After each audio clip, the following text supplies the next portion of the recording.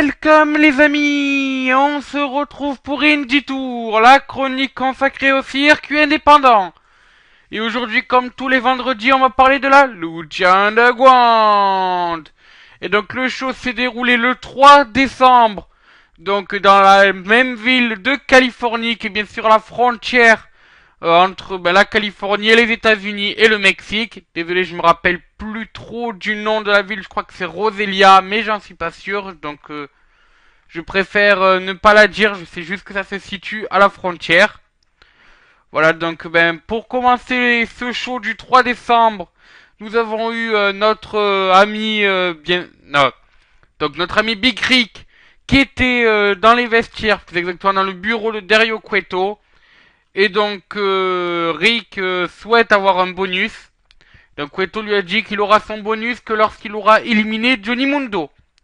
Ensuite on a eu un match et donc Son of Havoc a perdu contre Pimpinela Escarlata.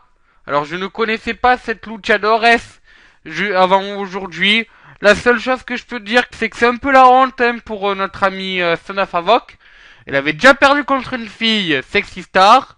Ensuite, il a perdu contre un nain, Mascarita Sagrada. Et maintenant, il perd contre une vieille qui a de la ménopause.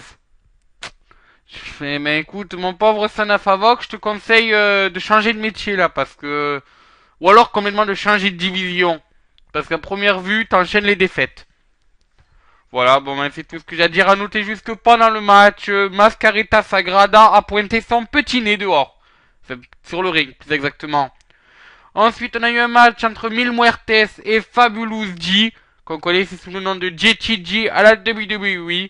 Et c'est Mil Muertes qui a gagné. Ensuite, on a eu un match entre Drago et King Cuerno. Ce match était un peu une revanche de ce qui s'était déroulé la semaine dernière, vu que King Cuerno avait attaqué Drago et lui avait porté sa prise de finition. Et donc, King Cuerno a continué à battre Drago vu qu'il a gagné cette fois officiellement, toujours en portant sa prise de finition, qui est une sorte de Vampire Diaries. Ensuite, on a vu Johnny Mundo dans les vestiaires qui a rappelé plus exactement à Dario Cueto, comme quoi ce dernier lui devait de l'argent. Et voilà, donc ensuite il a volé la clé de Cueto. Il a dit qu'il avait un rendez-vous sur le ring. Voilà, alors ensuite on a eu un match... ah non, excusez-moi, j'avais sauté une ligne, donc oui. Ensuite on a vu Johnny Mundo sur le ring, donc qui a commencé à dire qu'il avait un décompte de 10, et que si avant la fin du décompte de 10, il n'avait pas son argent, il y aurait des représailles. Donc le compte a commencé à arriver à 4, on a vu Big Rick qui est arrivé. Donc Big Rick a commencé un peu à parler, malheureusement il s'est fait couper par un magnifique Crash and Burn de Johnny Mundo qui a atterri en plein sur le visage de notre ami Rick.